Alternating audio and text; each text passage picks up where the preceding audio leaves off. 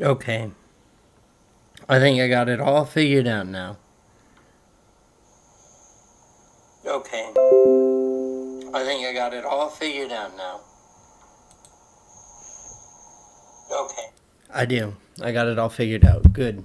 Fantastic. I don't know why it's been, like, every time I look at it, it's been on a loop. It's really weird.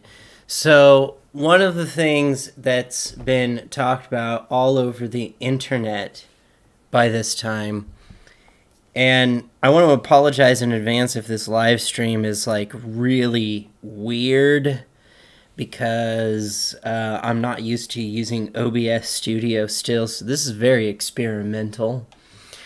But so recently there was this whole thing where Trump came out and started talking about supposed effective treatments for COVID-19. And this has turned into a politicized thing. And I find it very interesting, the people that are defending this. Because I don't really think that it should be something that is either left or right. And I'll get into that. So let's take a look at what, here's the thing that what Trump said. Thank you very much. So there's Bill, a question that probably some of you are thinking of if you're totally into that world, which I find to be very interesting. So supposing we hit the body with a tremendous, whether it's ultraviolet or just very powerful light, and I think you said that hasn't been checked, but you're going to test it. And then I said, supposing you brought the light inside the body, which you can do either through the skin or in some other way. And I think you said you're going to test that too. Sounds interesting. Get the right folks who could. Right, and then I see the disinfectant where it knocks it out in a minute, 1 minute. And is there a way we can do something like that by injection inside or Perfect. almost a cleaning? Because you see it gets on the lungs and it does a tremendous number in the lungs. So it'd be interesting to check that. So that you're going to have to use medical doctors with. But it sounds interesting to me. So we'll see. But the whole concept of the light, the way it kills it in 1 minute, that's pretty powerful. Have done a really terrific job. Some I don't think have. All right, so that is a depiction of what he says, and then so this has brought about great many so we got some memes here. We got this meme. Where did it go? What the fuck? Okay.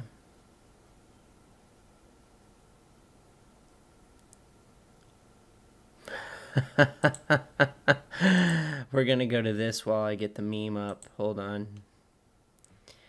We're not perusing through my picture gallery. I'm sorry.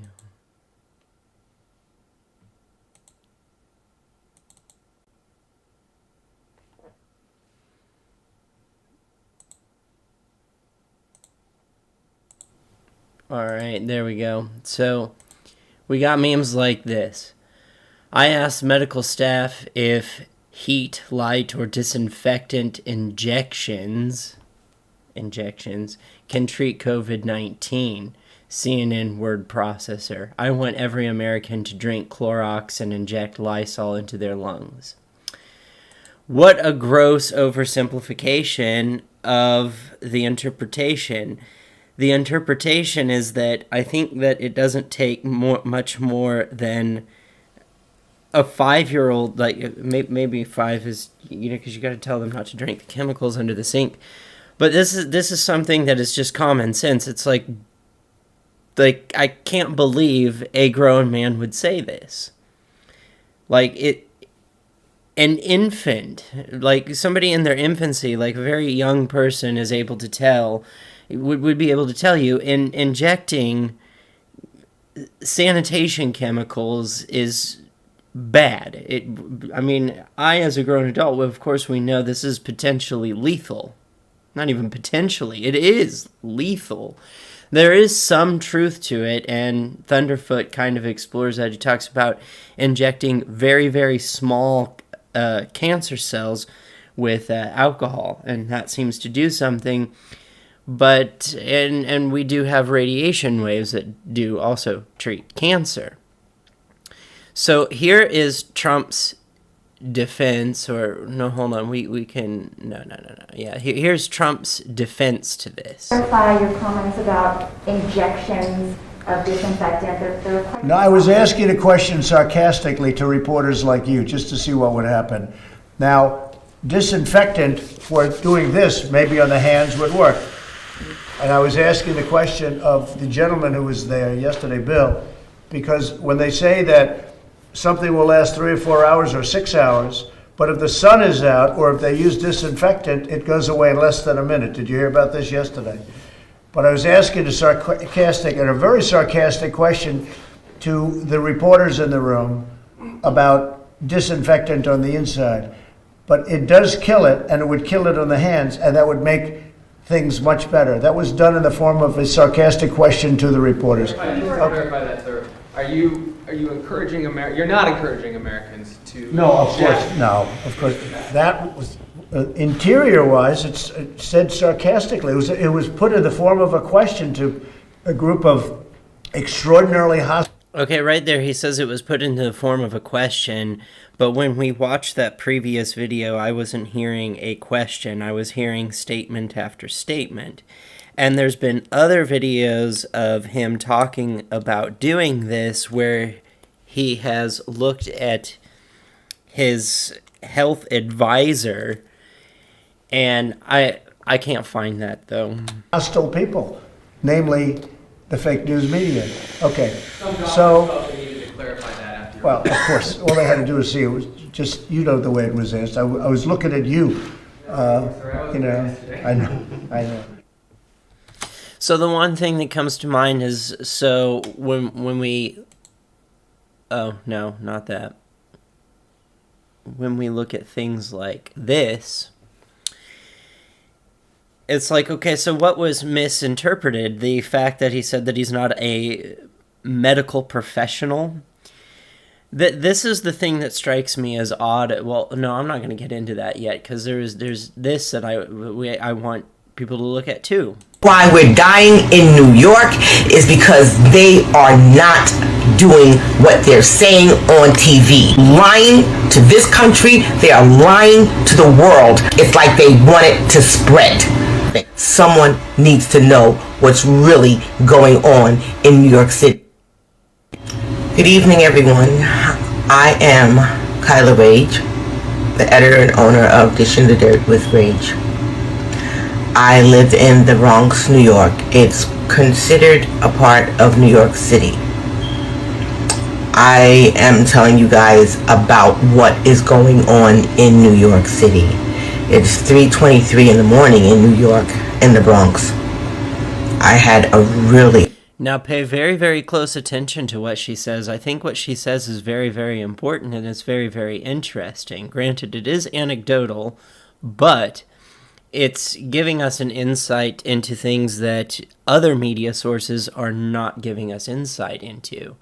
Like, for instance, several states have already opened up their economy a little bit, and I went and looked at the tracker of COVID-19 cases and death rates, and those states that have reopened for business have already seen a significant spike in both COVID-19 positive cases as well as deaths. A long day. We are suffering from the rampage of the coronavirus in New York City.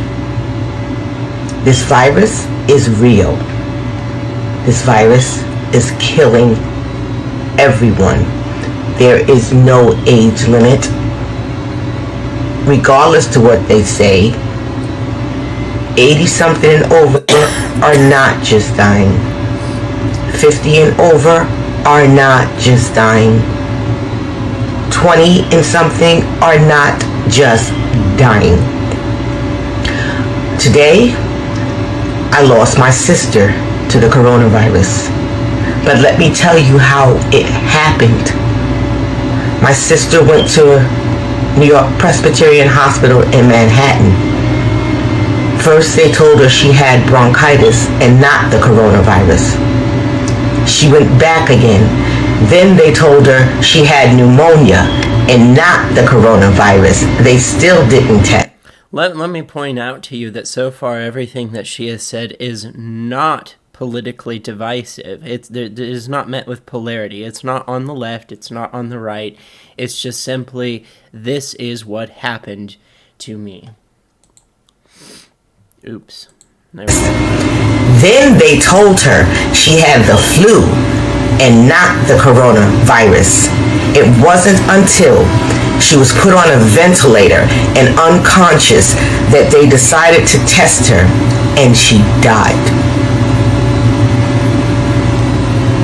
Why do the rich, the famous, the ball players, the rappers, why do they all have access to the test for the coronavirus? And us people who are working? I really like how she is drawing a distinct line that this is not about identity politics either. And I think that's really important to do. And who aren't rich and who aren't famous, why don't we have access to the test? After my sister died, I had to take her 11-year-old daughter to Montefiore Hospital on 210th Street in the Bronx after she was paraded from Manhattan and has been around her mother, for all those days while her mother died from the coronavirus. I had to bring her from Manhattan on the subway to the Bronx, still not knowing that the mother had the coronavirus. Brought her to Montefiore Hospital, where they took my little niece, threw her in a tent, told us, we're not testing here. Threw her in a tent, a cold tent outside, because it's cold in New York now. Threw her in a tent, tested her vitals, then told me to take her back home. In my house are my 4 teenage daughters, my husband, who's in heart failure. He's 50-something years old. So she couldn't quarantine here. She had to go quarantine with her brother, his wife, and their, 3 kids? I'm told that there are no tests in New York. Let me explain to y'all what's really happening in New York. This piece of shit president we have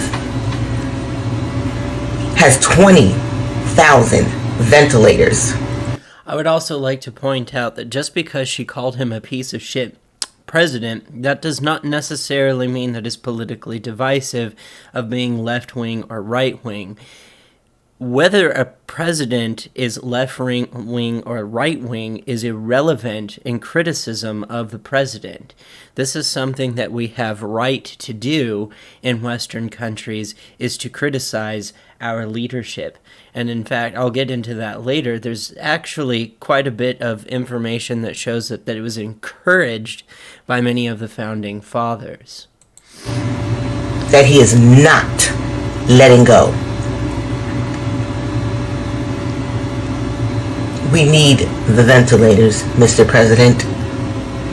He is not letting them go because he is saving these ventilators for him and his rich people and people who have money, the politicians. That is why President Trump is not releasing the 20,000 ventilators to New York. Call it what it is. Let's be fair, we don't know that that's the truth of why he's not releasing them. I have to be fair on that. That could be a possibility, but we ultimately don't know why he's not releasing the ventilators. He did say that he was going to give ventilators to some other countries, but then again, that goes back into this whole thing of like, why aren't we focusing on the people in our own country? Why are we focusing on helping other countries before helping ourselves, which has been a continual point of discussion and debate within the United States. We mean nothing. The color of my skin means nothing. The only thing that means something during this pandemic is money. President Trump will not release the 20,000 ventilators because we mean nothing. He is holding them for his people. How about that? Now, and this is really important to pay attention to. Like she said, it's not about her skin color. She brings up multiple aspects of like people of color who are rich and famous. She's pointing more towards classism or the growing oligarchy or aristocracy that is occurring within the United States. I don't think it's some wild conspiracy theory of the Jews like many alt-right proponents will profess. I think it really does have more to do with a growing aristocracy. So many people, like people on the right, are saying, oh no, communism. People on the left are saying, oh no, fascism. Really, it seems what's taking over our government is an oligarchy. It's an aristocracy. It's the top 1% are able to write rules, regulations, skip over rules and regulations, and not be held accountable in full extent of the law. And that's something that is really tragic. You know, if I do something that hurts other people, I'm accountable as a civilian, as an individual, for my individual actions. However, these major conglomerate corporations and these rich elite people, you could take Bill Cosby, for example. He went on house arrest for molesting and raping all these women, but house arrest for Bill Cosby is going to be a lot different than, let's say, if I were to be on house arrest. So she is removing the identity politics. She's saying it's not about skin color. It's about how much money you have. And I think that is the case. The reason why we're dying in New York is because they are not doing what they're saying on TV. They are lying to everybody. They are lying to this country. They are lying to the world. They are not doing enough for this pandemic. It's like they want it to spread. How the hell? I called New York City Health and Hospitals, and the only response I got from them was, we are not testing for the coronavirus, when you have people dying, literally dying. How can you tell me that?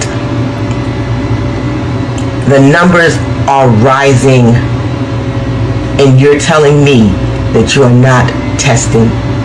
You can't get your hands on a test, but these NBA ball players don't even have to get out of bed to get their hands on a test.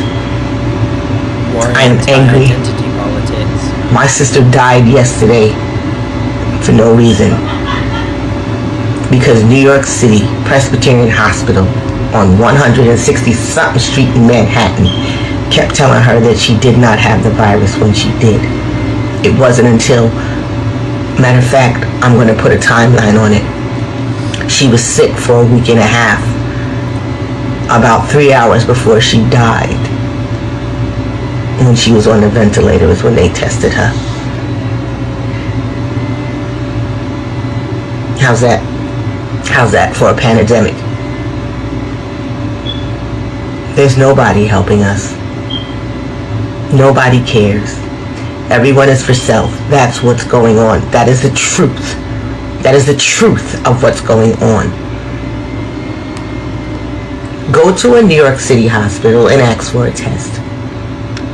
Someone like me. Or someone that really is not a millionaire or something.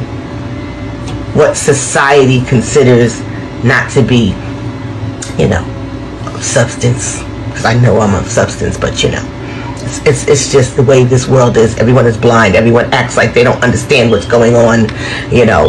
Please. I don't have time. I don't have no time for the bullshit. This country is racist. I don't have time for the bullshit. You can put it in a box, put it on a bow, however the fuck you want to fix it. And I really appreciate her for mocking that by saying fuck this horse shit about the country is racist. It's not about racism.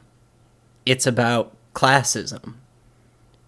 It's a very, very big problem that I keep trying to point in the direction to, and it seems like because of the economic status in the Western world and the crushing of the middle class, like the middle class is getting smaller and smaller and smaller, the lower class is getting bigger, the top 1% doesn't really change much no matter what you do. So it's something that I keep trying to draw attention to, but in the times like this was like very similar to the predecessor of what happened leading up to the World War II era, where we saw communism come into form and we saw fascism come into form. Is we saw like a lot of economic crushing pressure on the middle class, and I think this rise of this aristocracy of what we call crony capitalism is, I think the left's response to it is socialism and communism, and I think the right's response to it is collectivist nationalism and socialism.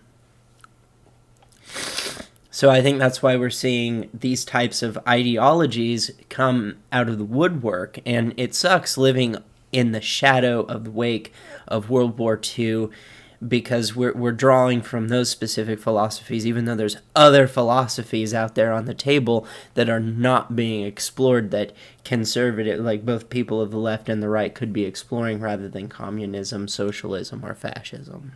But that's what it is in this country. Anyone who says it's not, you're a liar. Thank you. Thank you for... All right, so is it politically divisive? Is it really politically divisive to hold Trump accountable for the things that he's done, for the lack of leadership that he's had? Okay, so when we had 5 cases show up in the United States, he refused to act.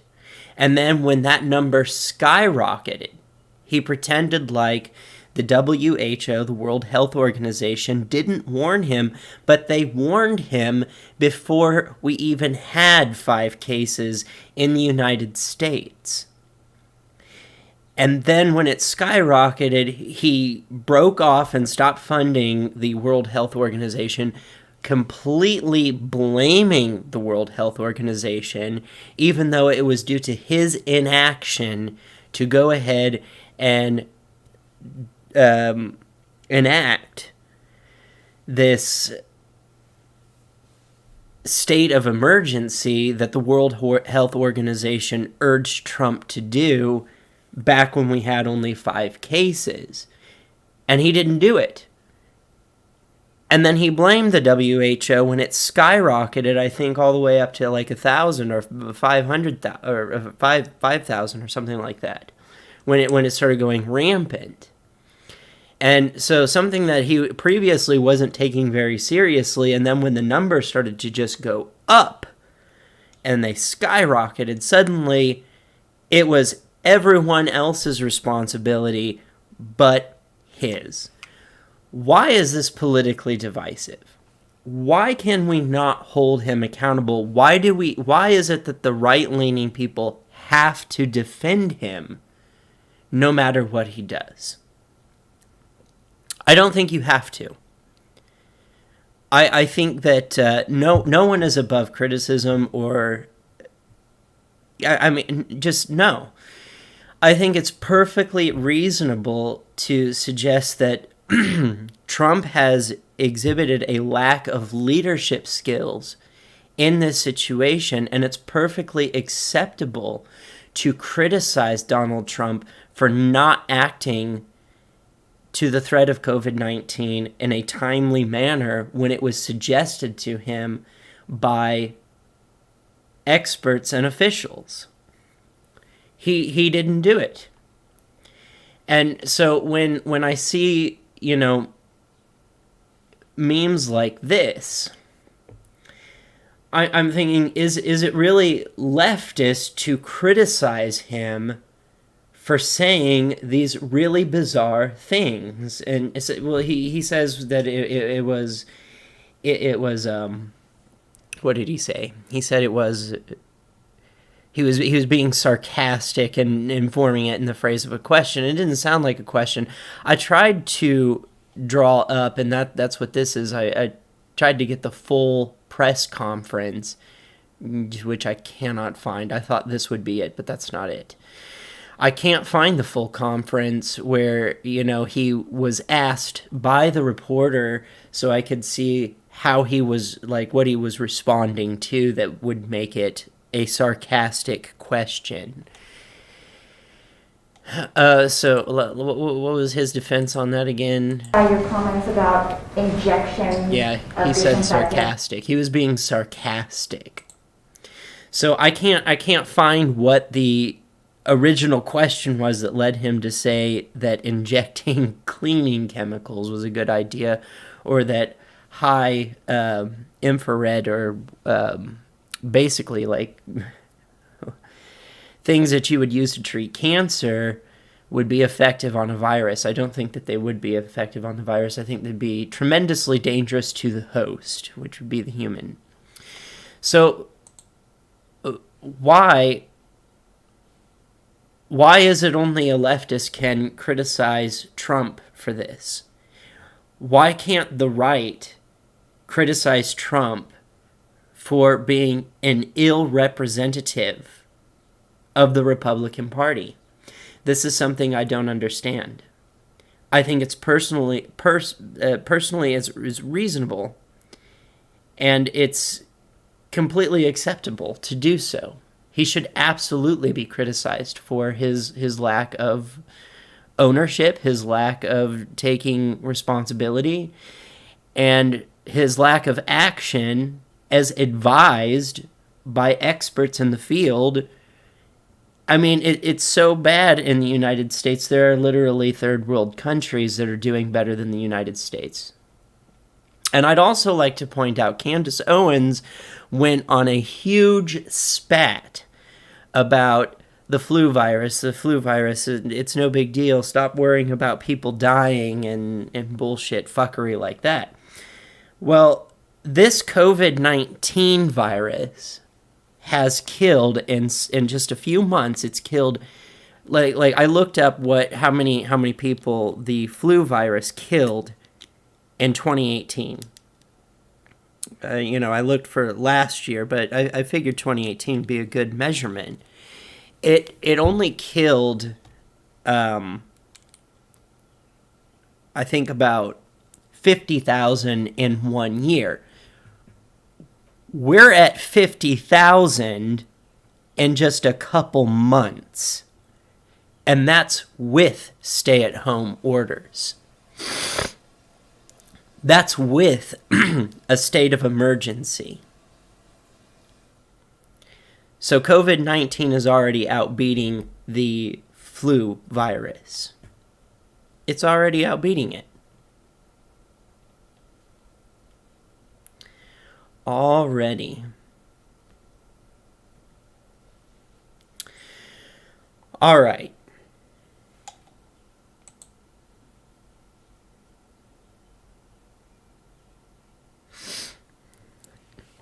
So,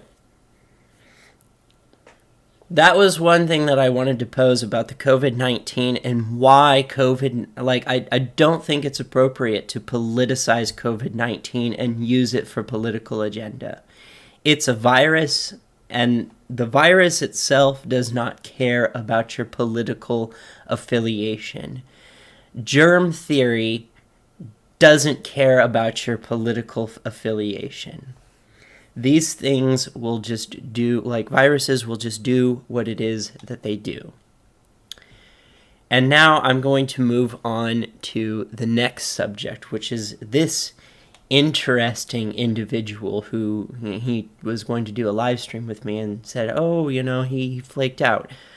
No, it was a misunderstanding of time zones. He's coming from GMT. I am not. very conflicting time zones. But I found some of the things that he had on here to be quite interesting. And I wanted to point out some of the ways I think that, I mean, like, he strikes me as sort of a libertarian, sort of right-leaning conservative type. But some of the talking points that he has kind of, I think, kind of concerns me. He did this reaction video to, he says, boy can't handle the banter. It's a reaction video to somebody who joined some alt-right, white nationalist sort of blog sites. And he said that in this video, he said, it sounds like you're hanging out with some right dodgy people. He's British. Well, I don't know if how far down the rabbit hole he's been on alt-right. But, yeah, some of it is right dodgy people, to say the least. There's plenty of National Socialist videos out there. In fact, I ran into a stream of them from the early 2000s, about 2003, of National Socialists from Russia going around murdering homeless people. So, yeah, that little section can get very grim, and it can get very dark. And I love it when, actually, I have this from him, where he says, you are correct in thinking I come from a right-leaning perspective. In the UK, however, my opinions 50 or so years ago would have been considered left. Maybe. Probably not. Some of your views probably would have been considered to be on the left. Like your views on drug reform 50 years ago would have been seen as radical. I don't know if it would have been considered left, but it would have been considered radical. The social political shift in this country has been, so dramatic that I now seem as though I am on the right. Personally, I believe labels can only get us so far. I agree with that. Having watched your videos, my thoughts on nationalism, reverse racism, and the old art of being goth and anti-fascist, I find out that you are a very deep and nuanced thinker, and I thank him for that. I really do appreciate that. I understand that coming at this from a UK perspective to a USA perspective, we could talk about the differences in cultures. It could go on all day. So, a discussion on political specifics would be fruitless, in my opinion. From what I've gathered, you seem to be a strong individualist, liberal, and self-described domestic anarchist. On the other hand, I am a collectivist. My usual stream... Okay, then he goes into that. So, I've also gone through some of these other videos and sort of listened to him talk about some of his ideals. We are talking about collectivism, nationalism, and socialism, National Socialism. And this seems to be a very popular talking point or propaganda push point of the alt-right that they use to try to indoctrinate people into their sort of cult, as it does function much like a cult. I think that they prey upon people, especially in his age bracket, where they have young minds and very impressionable. Hopefully he's smart enough to weed through the bullshit. He does have this video called A Satanic Panic from Modern Man, where he talks about the sort of fascist, satanic thing that came about in the United States. I believe that was in 1960 from Charles Manson. He was talking about how weird that was, and he also doesn't like the groups of people that this guy was hanging out with, calling them right dodgy people. So hopefully if he did run into people like that, he would very, very quickly realize those are right dodgy people. I hope he would anyway, because they do carry with them. The dangerous mentality here is, what I'm seeing is the key phrases collectivist and national socialism. Nationalism itself. Let me explain why nationalism is dangerous. We can look at Benjamin Franklin's idea of nationalism, one of the founding fathers of the United States.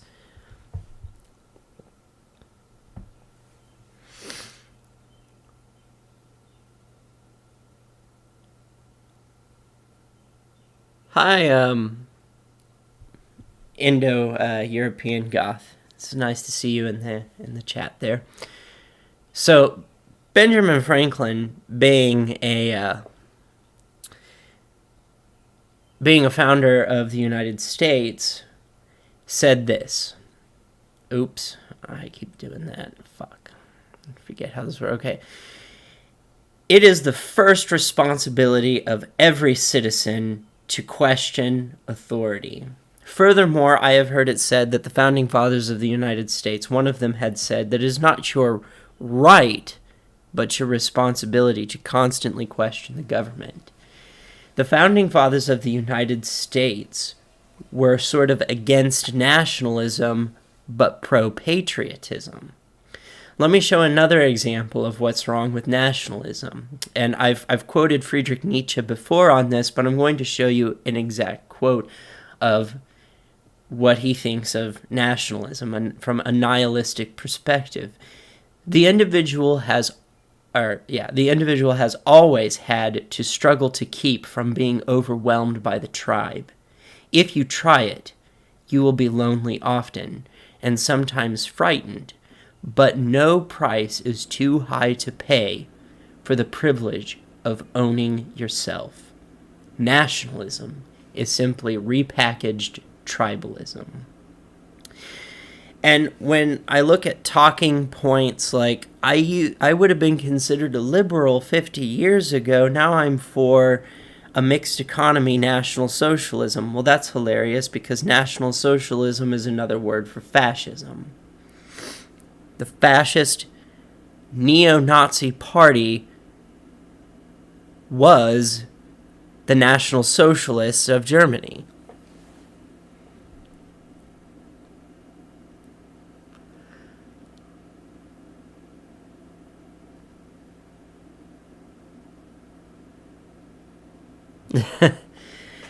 Nice to see you, Richard Darwin. So, in and of itself, to me, nationalism is a very big problem. But here is the difference between being patriotic and nationalism. By patriotism, I mean devotion to a particular place and a particular way of life, which one believes to be the best in the world, but has no wish to force upon other people. Patriotism is of its nature defensive, both military and culturally. Nationalism, on the other hand, is inseparable from the desire for power. Nationalism creates some sort of dictatorship that is seen as a demigod or a demagogue. And it tries to enslave the minds of the people within that culture, which that is something that no one can take away from you. The contents of your mind are yours and yours alone, and no one can take that. So one of the other things that I find interesting about this person is, so he proclaims to be a nationalist, and you see this flag in the background. I find it interesting that he calls himself a nationalist and then has that flag, the Gadsden's flag.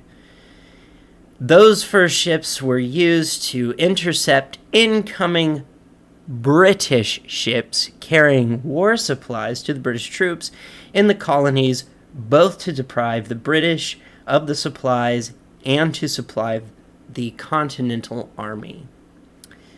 This flag would be nationalistic and patriotic to those who live in the United States. As a British person, this is not nationalistic to put a pin on your wall. And it was brought to my attention that National Socialists, far right, alt right, whatever label, there's so many under the alt right label these days. They've become very, very keen at reappropriating things, and taking symbols and reappropriating them for their own agenda. This is very common. But originally, that flag was flown against British ships while the United States was seceding from the British royal crown. The United States wanted to secede from the British royal monarchy and substantiate themselves as a sovereign country, and wanted to escape any form of authoritarianism, which included theocracy, oligarchies, aristocracies, you name it. Whether it be fascism, communism, it's irrelevant.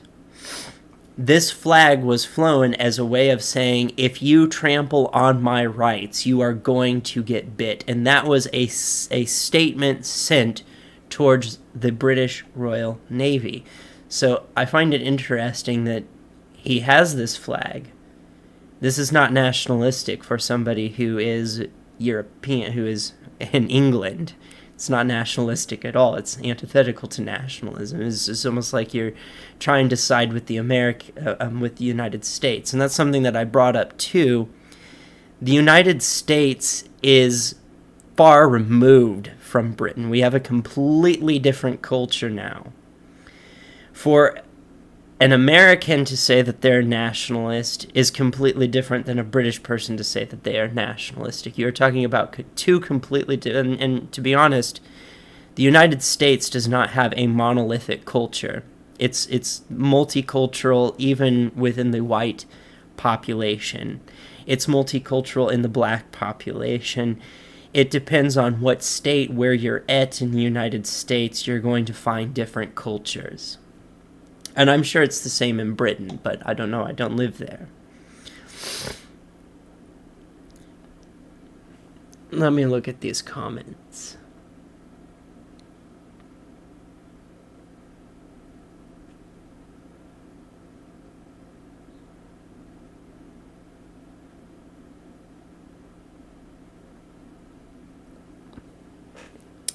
Hey, guys.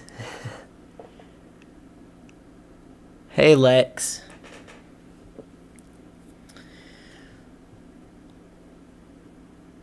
So I mean, if you watch one of the things that he talks about in this one, and he talks like he makes fun of Nazis in this one. It's like, well, I don't know if you know how prominent they are on the internet, but there's quite a lot of them that fall for this crap. But in this one, I'm pointing at it like you can see that in this one. Right here. Yeah, I don't know why all these are age restricted. They're not that controversial. But he talks... Just the other day, the shop shelves, they were empty. He talks a little bit about civic nationalism. And I do believe that his country is having a problem with a growing influx of immigration. But the question that I ask, is that immigration really racial? I do realize that there is an ideology, a theology really, that comes with the type of immigrants that they are receiving. But do you really have a problem with the moderate Muslim? Is that the problem? Or is the problem with radical jihadists? I think the problem is okay, so we live in a world where every country has a border. We all have immigration policies. When you don't have a cap on immigration, I think the problem becomes too many people. So you're talking about a very, very dense population compacted into a very small area. that becomes a problem on resources very, very fast. So in that sense, it doesn't really matter whether it's a bunch of Americans, white Americans, or people from the Middle East who happen to be Islamic coming to your country. Like, you would say the same if millions of Americans just started mass immigrating, or started a mass immigration to Britain. You would still have the same issue. Maybe not so much. Well, yeah, I mean, there'd probably be some cultural issues in that sense too. But the issue at that point is you're taking on more people than resources that you have to actually supply them with.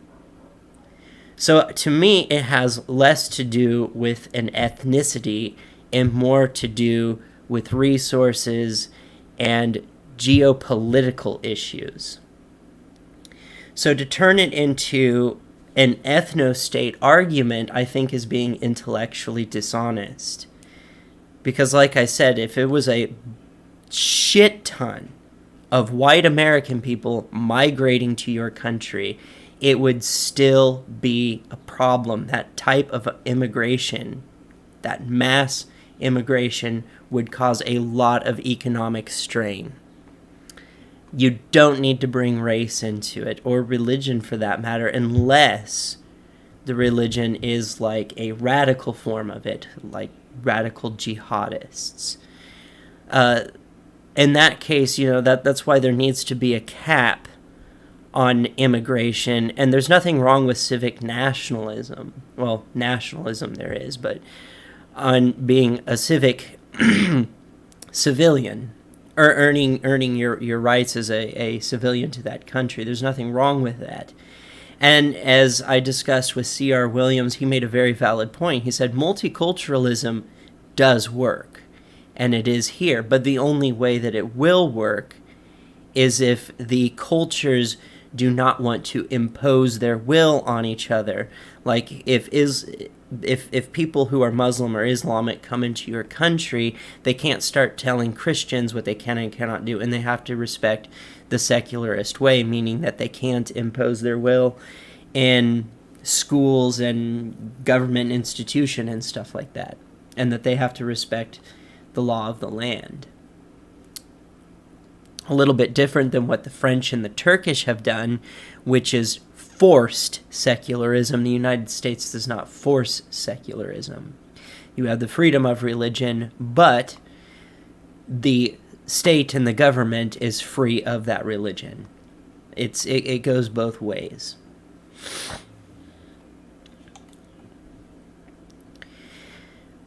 So I don't think your problem is really so much with the type of immigrants. I mean, there is a little bit of truth to that when you're talking about Islamic extremists. Yes, that is a problem, but there needs to be background checks when you invite people into your country, whether that be so that they can obtain citizenship, or if they're only there for a short period of time. There always needs to be background checks to make sure you're not inviting the wrong people into your country.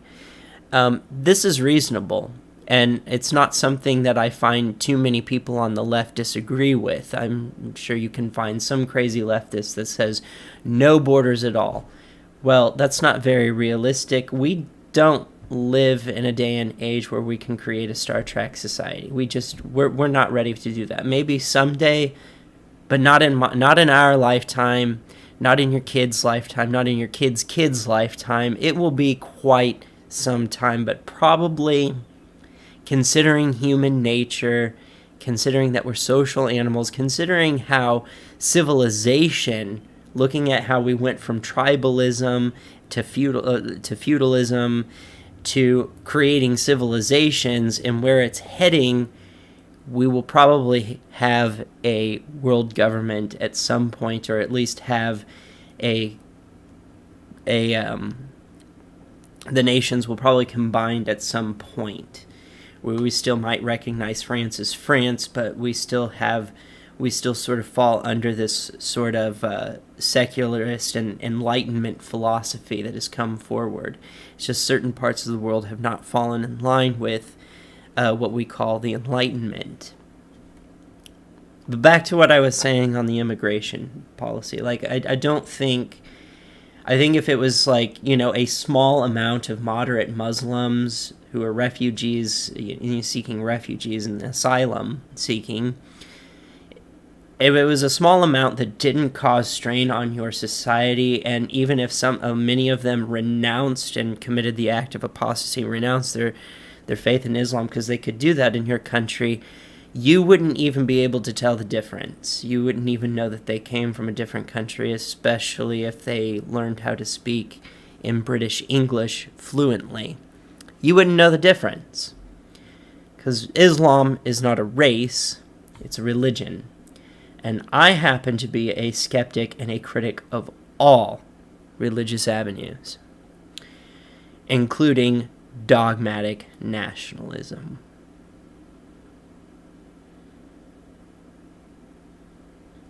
So, I just thought this was funny. Gay, black, and married. So I'm trying to think, did I cover everything in this? So one of the worries is that by me doing this video, there are people that belong or who self-subscribe to alt-right on my channel.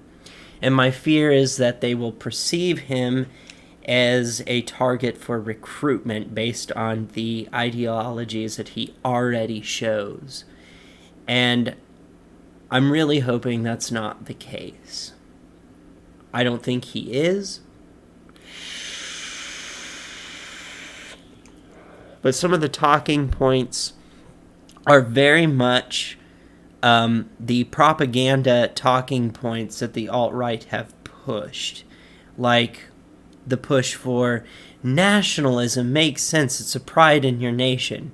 Well, I just demonstrated to you the poisons of nationalism. Both the founding fathers of the United States were against nationalism. They were pro-patriotism, but anti-nationalist.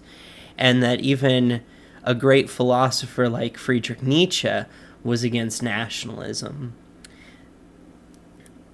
And I also pointed out and showed the difference between patriotism and nationalism. I don't think that there's anything wrong with showing some sort of patriotism towards the country and culture that you live in, but it becomes problematic when it becomes dogmatic. Then you stop thinking for yourself. You stop being able to question authority, and you stop being able to say, well, is my country doing the right thing? Is it doing the wrong thing? And if it's doing the wrong thing, you should probably voice your opinion on that instead of blindly following them. Which in a way he is doing, but I would say stay away from the collectivist mentality. Collectivism in general is sort of a bad thing, kind of robs your ability to think for yourself. And, I mean, I can't ultimately tell you what to do. I can only suggest.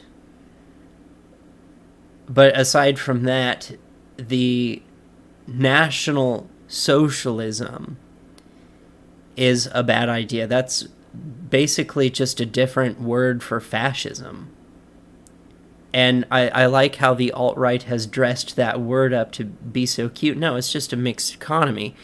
No, that's fascism. That was the fascist party, was National Socialist.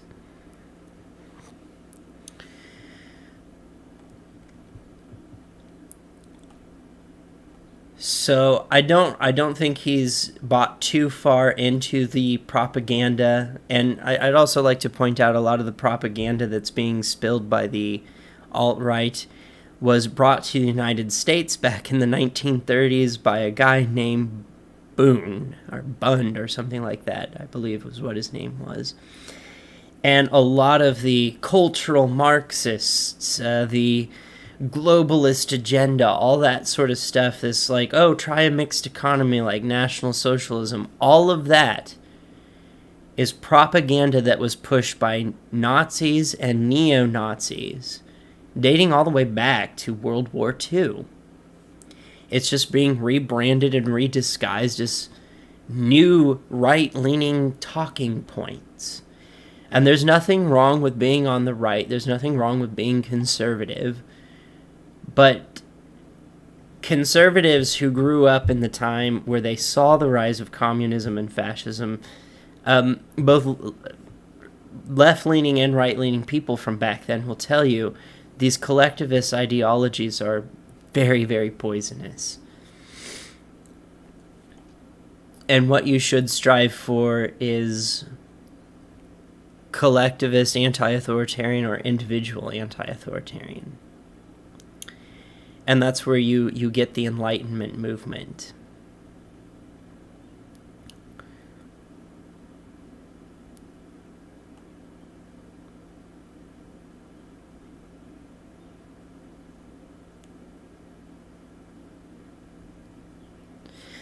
Well, anyway, I don't know what else to say. I wish there was more to comment on this, and I wish that I would have had the opportunity to talk to him. Unfortunately, I had a misinterpretation for this stream right here. But it seems like I got the time zones confused, and today he didn't respond. Maybe something's going on. Maybe, he had something come up. I don't know. But it would have been nice to engage in a conversation with him and sort of talk about what I've found and what I've known or know from delving down the rabbit hole myself. I'm glad I finally got this live streaming stuff, the OBS studio, to work properly. Nice to see all of you joining and participating in the live chat. With that, though, I'm going to conclude this. And you guys take care. Like, share, subscribe. Hit the bell button on any channel you're subscribed to. And let's not forget, that foundation philosophy of, exercising the belief in choices, maximizing freedoms, and only limiting them based on negative consequence and causality. And don't impose your will on others against their own will.